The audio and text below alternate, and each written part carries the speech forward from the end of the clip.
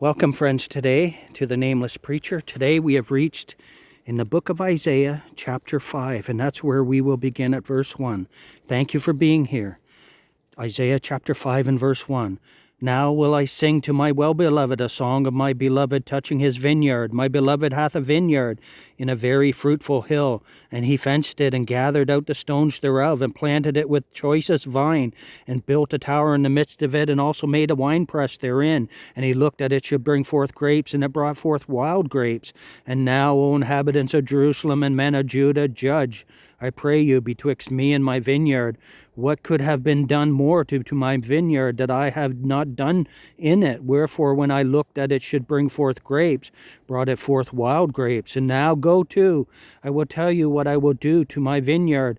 I will take away the hedge thereof, and it shall be eaten up, and breaking down the wall thereof, and it shall be trodden down, and I will lay it waste. It shall not be pruned nor digged, but there shall come up briars and thorns. I will also command the clouds, that they rain no rain upon it.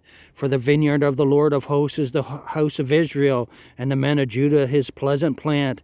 And he looked for judgment, but behold oppression, for righteousness, but behold a cry. Woe unto them that join house to house, that lay field to field, till there be no place, that they may be placed alone in the midst of the earth.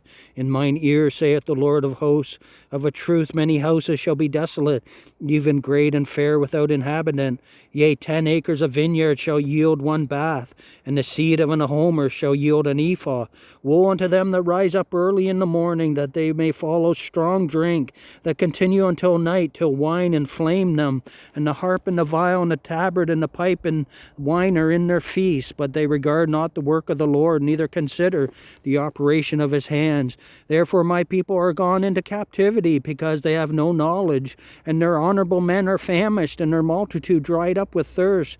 Therefore hell hath enlarged herself, and opened her mouth without measure, and their glory and their multitude and their pomp, and he that rejoiceth shall descend into it.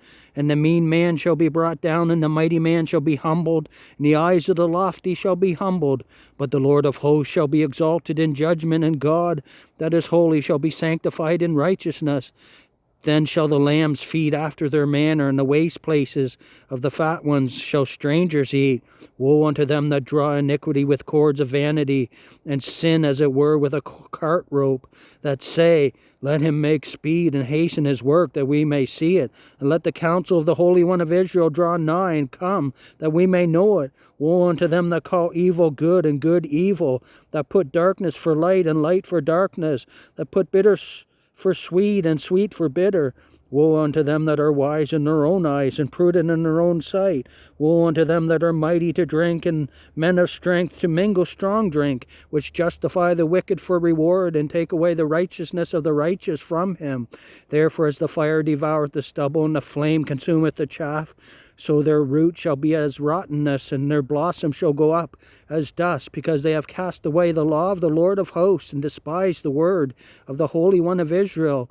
Therefore is the anger of the Lord kindled against his people, and he hath stretched forth his hand against them, and hath smitten them. And the hills did tremble, and their carcasses were torn in the midst of the streets. For all this his anger is not turned away, but his hand is stretched out still. And he will lift up an ensign to the nations from far, and will hiss unto them from the end of the earth. And behold, they shall come with speed swiftly. None shall be weary nor stumble among them. None shall slumber nor sleep, neither shall the girdle of their loins be loosed, nor the latchet of the shoes be broken, whose arrows are sharp, and all their bows bent. Their horses' hoofs shall be counted like flint, and their wheels like a whirlwind. Their roaring shall be like a lion. They shall roar like young lions. Yea, they shall roar, and lay hold of the prey, and shall carry it away safe, and none shall deliver it. And in that day they shall roar against them like the roaring of the sea. And if one look unto the land, behold darkness and sorrow, and the light is darkened in the heavens thereof. Friends, thank you for coming. That was Isaiah chapter 5. May we take heed to the warning of God. We will be back with chapter 6 in the near future.